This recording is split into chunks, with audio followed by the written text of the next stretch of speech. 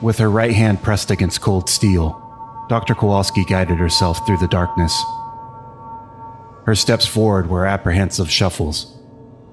She had a sleeping mask over her eyes, but she found herself wishing she had brought a gas mask as well. No one ever told her what this thing smelled like, but no one who got this close to it lived to tell. Once, when Danielle Kowalski was a young child, she was afraid to go in the ocean. Her mother had warned her about stingrays, and the fear of stepping on one had put her off swimming for more than a few years. Her father, though, he believed people should be forced to face their fears. He taught her how to shuffle her feet so the stingrays would know she was coming, and they'd just swim away. Dr. Kowalski wondered if her father would have regretted teaching her to be brave if he had ever known the career path that bravery had opened up for her. She could hear it now, its labored breath that seemed a mix of a whimper and a death rattle. She desperately hoped not to accidentally touch it. Another step forward. Either Dr. Kowalski was close enough to feel the heat of its breath, or the tension was setting her blood on fire. The instant camera in her left hand was unwieldy. She hoped she didn't drop it because she wouldn't dare try to pick it back up. Snap. But no flash. If she could see the flash, then she'd be in real danger. This kind of stingray doesn't swim away. The process was painfully slow. Step forward, step back. Turn the camera up, turn it down. On this day, this particular site was receiving its first official visit from the Federal Bureau of Investigation. After Japan, after the Foundation fell under the spotlight of every journalist on the planet, the world was surely about to change. With no hope of ever having something so useful as Dr. Bright's amulet, the photographs she had taken would have to suffice.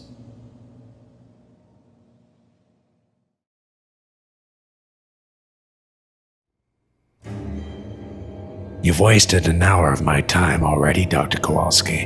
I'm sure you know what the next part of an interrogation consists of, due to your former line of work.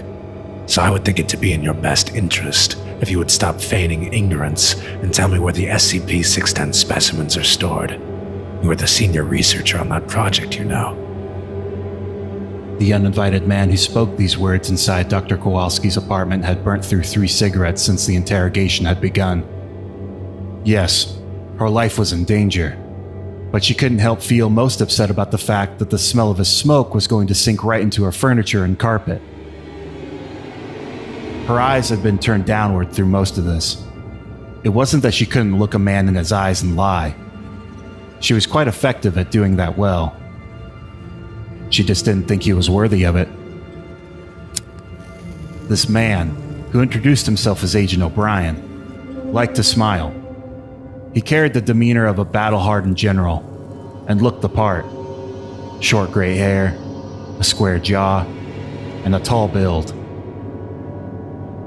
His patience for the former Foundation researcher was waning too, though the 2 masked lackeys he brought along kept as still as statues, waiting and watching. Let me ask you, Agent O'Brien, have you been so busy trying to find me that you haven't even kept up with the news? Does the Berlin Accords against weaponized anomalies ring a bell for you, asshole? O'Brien stared past her glasses, past her icy blue eyes. He stared straight through her. Then he commanded one of his underlings. Hold her arm. The masked man moved forward and grabbed Kowalski's wrist. O'Brien seized the middle finger of her left hand at the base and drove the thinnest knife he had under her polished fingernail. Kowalski flailed a bit, trying not to scream. But she did. And her heart raced as she knew this would get much, much worse. The Kremlin hasn't ratified it yet, so I don't think the Senate would be too keen on doing that either. Let me be clear. The Russians have everything they need to weaponize that skin disease all around Lake Baikal. You don't think it's reasonable for the United States government to want to understand what could be used against us? Hell, I don't care what you think we're going to do with it. I want those specimens. When Kowalski had finally caught her breath and stifled her urge to scream out in pain again, she pointed to her bedroom in her unharmed hand. A bottom left drawer manila envelope. O'Brien nodded to his men, who in less than a minute had noisily ransacked the room and returned with a manila envelope just as the researcher promised. O'Brien grabbed the envelope for a look inside. His satisfaction quickly faded. What are these? He began littering the floor with photographs. Now Kowalski would definitely keep her eyes turned up. O'Brien paused before discarding one, just long enough to have a good, long look. I don't think this ugly guy with a twisted jaw has anything to do with what I asked you for. Angry, he put out his latest cigarette on Kowalski's neck. She gasped as the agonizing burn momentarily left her breathless.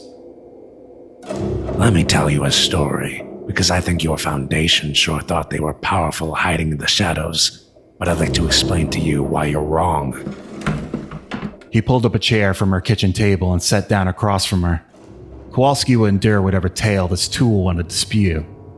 She only needed to wait now.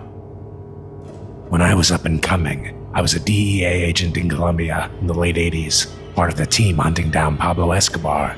I had a narco in custody, and this little guy was every bit as uncooperative as you are now. He kept repeating, "Do you know who you're messing with?" He thought his cartel was all that. He insisted they owned all the law enforcement in Colombia, that they were the ones who ran Medellin. So I asked him, "If you run the city, why do you bury your money? Why do you have to smuggle your drugs?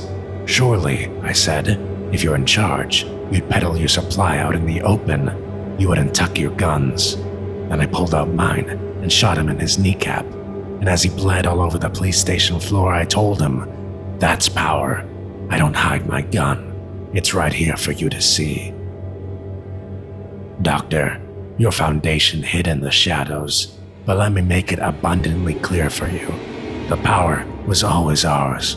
Your anomalies belong to us. Your research belongs to us. Your life belongs to us. So one more time, I'm going to ask you what you did with the 6/10 specimens, because the next finger of yours I take my knife to is coming off. Sir, I think there's something outside. The sound of a small stampede could be heard approaching. Dr. Kowalski smiled and looked her captor in the eye. You want to see real power, O'Brien? What in the name of...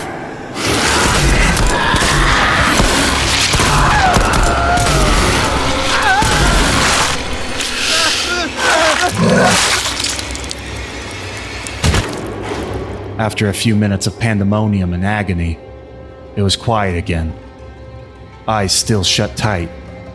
She felt her way to the front door. So much blood had soaked her carpet, every step she took made a sloshing sound. Never mind the cigarette smoke. The smell of what just occurred would never come out either. Run along now, 096.